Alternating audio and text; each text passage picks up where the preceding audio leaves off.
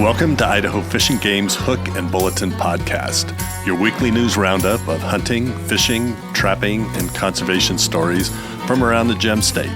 Hosted by Fish and Game's Public Information Specialist, Connor J. Lease. And welcome back to Idaho Fish and Game's Hook and Bulletin podcast. This week we're talking about 5 tips and styles for processing your deer and elk meat in a new way, pheasant stalking at WMAs, and the most insane POV video of a mountain lion creeping up on one of our wildlife technicians. But first, let's dive into the December non-resident tag drawing and see what's on the table this year.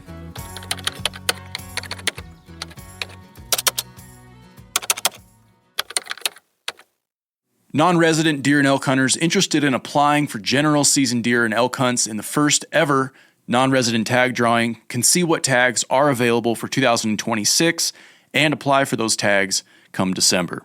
The non-resident general deer and elk tags brochure lists tags for elk, regular deer, and white-tailed deer available by elk zone or hunting unit.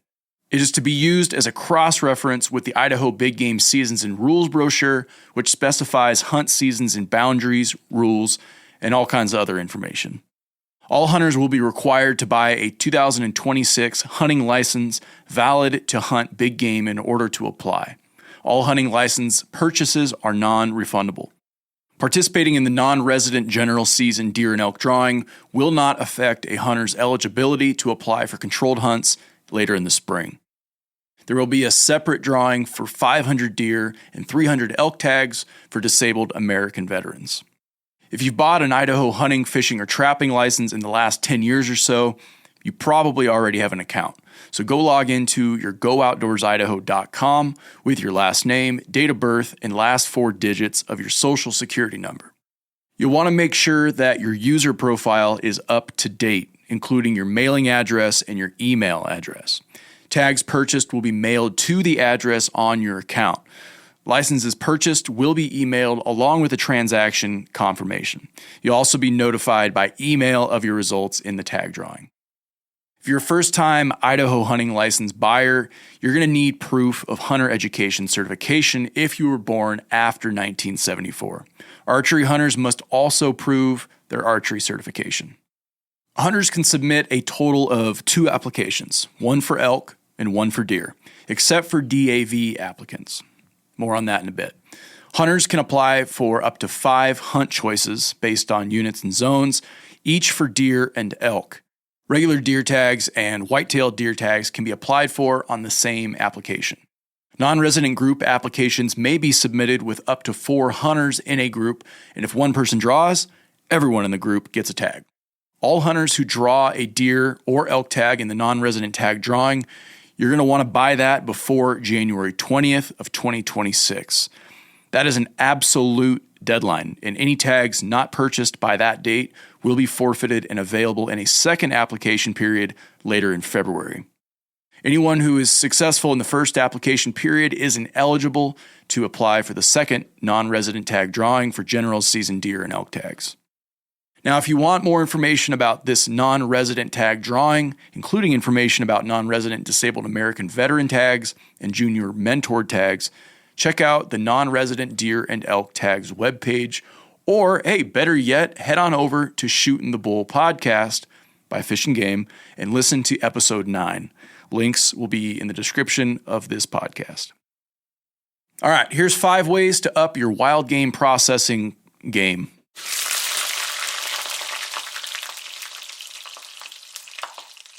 It's hard to beat a well-prepped, perfectly cooked steak, especially after all the time and effort you spent hauling it out of the mountains. But other methods of preparation can be just as satisfying. All it takes is a little bit of work and some kitchen ingenuity. Now, if you're as devout a steak snob as Ron Swanson, then this article probably ain't for you. And it's understandable. That deer or elk lying in your freezer is finite, like an annual birthday cake. There's no quick trips down to the supermarket to replenish your supply when your recipe runs short. So ensuring you make the most of your animal and process it how it fits your menu best is the most important part. With that said, though, here are 5 prep tips and styles to help get the most out of that fall big game harvest. Number 1, be your own butcher. At this point in the game, your time in the field, gutting and quartering the animal, might be all the knife wielding you're willing to spend. Many hunters have their big game animals processed by professional butchers, but processing your own deer or elk can actually be a fun learning experience and a chance to call the shots in how you want your animal cut up.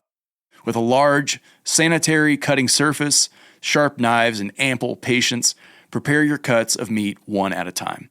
Processing a whole hindquarter is more time-consuming than folks realize, so don't get caught leaving the rest of the meat out too long at room temperature. Bacteria grows rapidly between 40 degrees and 140 degrees Fahrenheit, doubling in number in as little as 20 minutes. Try to keep the on-deck meat in the fridge until you're ready to process it. It's better to take your time on one slab of the animal, knowing the rest is kept cool. Here's a hot tip for you. The colder the meat is, the easier it is to cut. Number 2, trim. Few things determine a cut of meat's palatability more than sloppy knife work. Deer and elk meat is mostly lean to begin with, but fat and membranous tissue left attached can definitely ruin an appetite, depending on who you ask. Deer and elk fat is different than beef or pork fat. Typically, deer and elk fat taste gross, but that's just general consensus and one writer's opinion. The goal when processing your deer or elk, or really any red meat for that matter, is to get rid of as much fat, stray hairs, and dirt and membrane as you can. It may feel like you're wasting bits of your hard-earned animal, but with some patience and skillful knife work, you can ensure your freezer will be filled with the best tasting cuts of meat. Number 3, low and slow. Some cuts lend themselves better to roasts than others. While steaks hog all the glory, roasts are an overlooked approach to serving up big game, and perhaps the simplest. One of the best perks of being your own butcher is determining how much of one cut you set aside, then fill your freezer accordingly. Then one Sunday morning rolls around, all you have to do is pull a roast out of the freezer and pick up only a few ingredients from the store. Roasts are not only simple, but they can feed a lot of people, or one person for several days. Slow cooking for longer periods, whether in a crock pot or in an oven, keeps the meat tender and savory. With nothing more than a crock pot, a can of stock, and some root vegetables, you can have a cheap and easy supper cooking in the background while you go about your day. There is no shortage of roast recipes, including ones for wild game meat specifically. So do some digging and find one that takes the traditional quote-unquote potatoes and carrots to a whole new level. Another hot tip for you. You'll hear the dish ossobuco thrown around a lot these days, meaning bone with a hole. Making ossobuco can be a creative, new way to slow cook the bone-in shanks and impress your friends with your fluency of Italian. Number 4, smoke them if you got them. Setting aside some meat for the smoker is a classic move in many a hunter's playbook. There are tons of ways to smoke wild game meat, but some of the most popular include summer sausage and pepperoni sticks. Both options are delicious, portable foods that can help fuel next year's hunt with this year's hunt. Of the two, sausage can be a little more difficult with the added step of stuffing the meat into casings. After grinding a mixture of venison and pork, then stuffing the casing, you smoke the sausages at low temperature for several hours. These make fantastic appetizers and camp food, and you can freeze them for later use. Pepperoni sticks, also portable, are the perfect pocket snacks next to jerky. More on that in a bit. Like summer sausage, they do require some extra work grinding the meat and incorporating the right amount of spices. You can find pepperoni-sized casings at specialty stores, sporting goods stores, or online, as well as whole kits for making pepperoni sticks. All right, number 5, last but not least, jerky. Ever the crowd favorite, making jerky can be a fairly simple process and doubles as a reward when your stomach starts growling 4 miles from the truck. Jerky easily finds a home in your hunting pack and stays edible for a long time, especially if frozen. The key with making jerky lies in the thinness of the meat. You'll want to thinly slice the larger chunks of meat into strips. Then you soak the slices in a marinade for several hours or overnight before smoking or drying them. Drying is most commonly done in a food dehydrator, but smokers or even your oven at its lowest setting with the door open can do the job just fine. The key is just low heat for a long time. There are many jerky recipes available in cookbooks or on the internet. Remember, when making jerky, the pieces should be dry but still supple. Too dry and it will be brittle and crunchy, which is overcooked. Although jerking is a method of preserving, it's still best to store it in the refrigerator or freezer. And a fun fact, no, the word jerky does not get its name from the act of ripping dried meat with your teeth. Instead, the word comes from the Incan word charqui, meaning dried flesh, and didn't come into the American English vocabulary until 1850.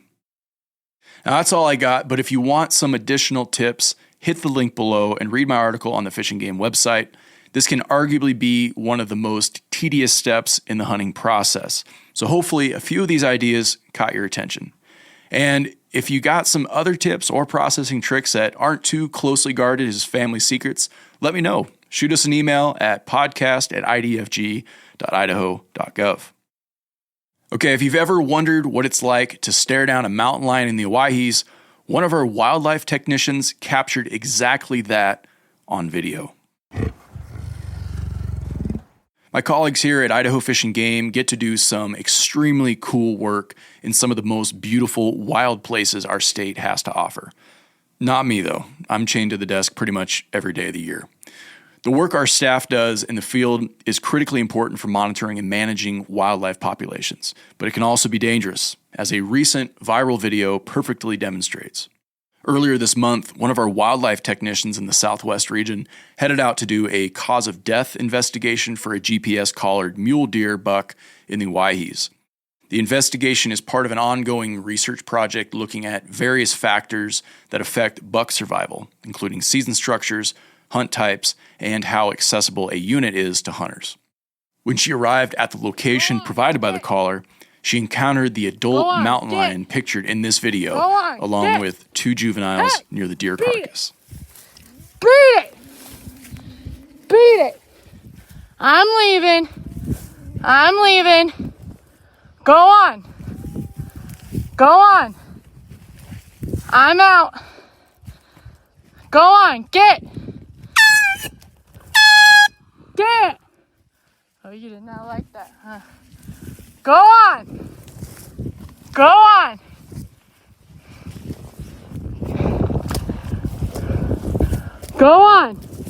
Encounters like this one are exceptionally rare. It represents a potentially risky worst-case scenario where a lion refuses to back down. Generally, encounters like this involve a mother with young or a single lion protecting a cached kill. Her video demonstrates a great example of how to handle these situations. Do not run. Do not turn your back on the lion, crouch down, or try to hide.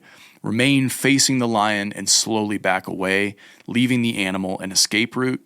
Try to appear as large as possible, and shout, wave your arms, and throw objects if the lion does not back off.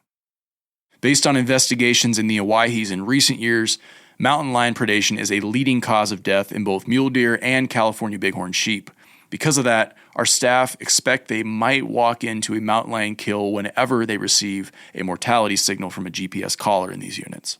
However, seeing a mountain lion during these investigations remains uncommon.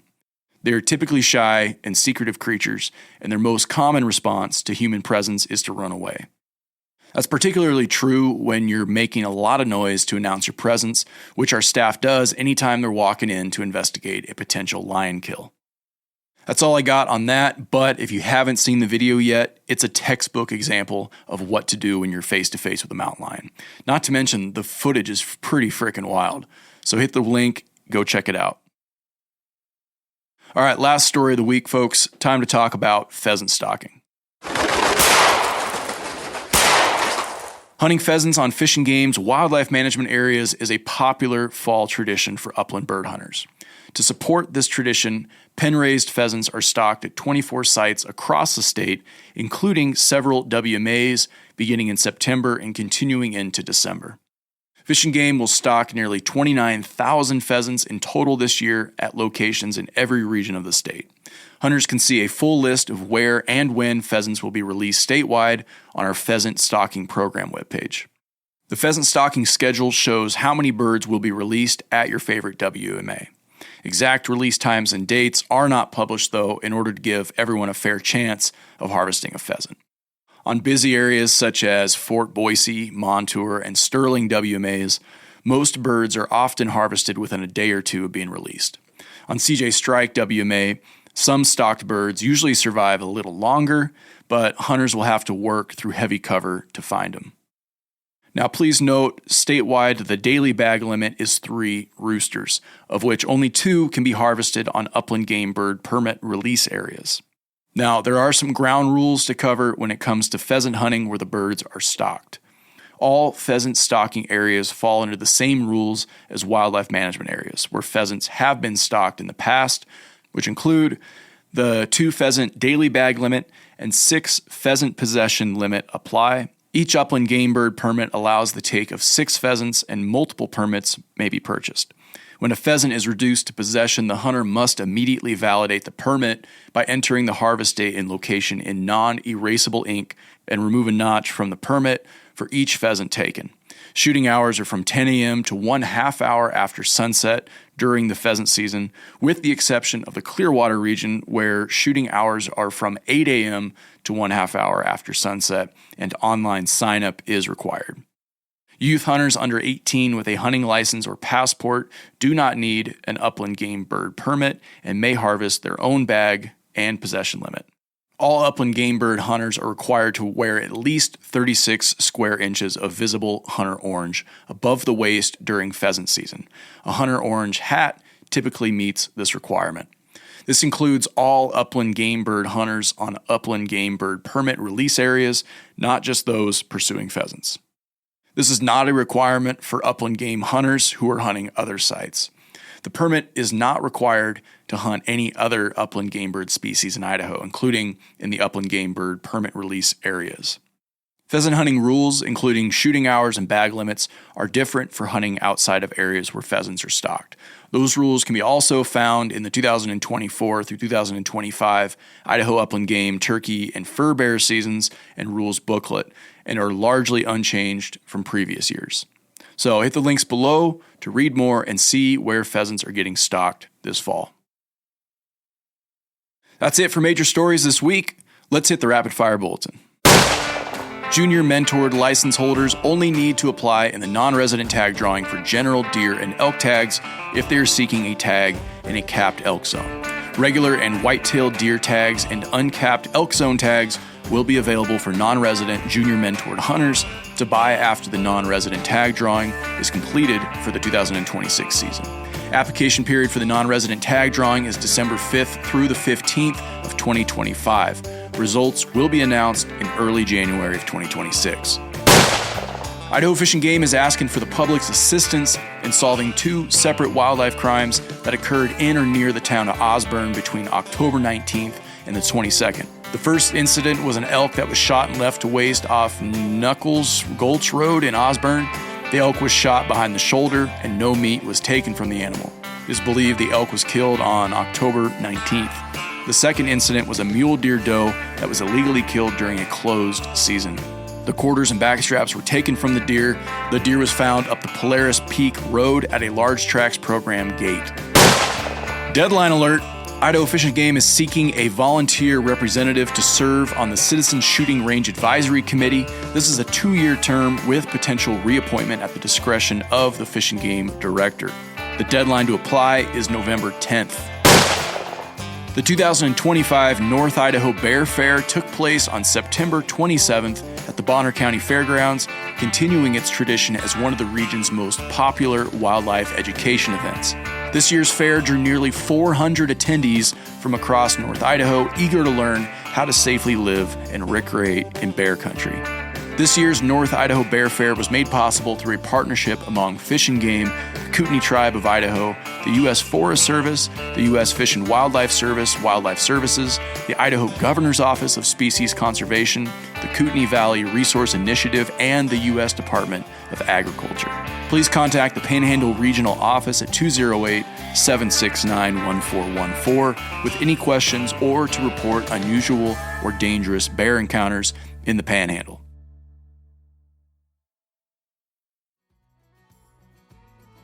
That's all the news we have for this week. Thanks for putting an ear to Idaho Fish and Game's Hook and Bulletin. If there's something on your mind or if you got a question related to Fish and Game matters, feel free to drop us a line at podcast@idfg.idaho.gov. Again, that's podcast@idfg.idaho.gov. Thanks for listening, folks. Catch you next week.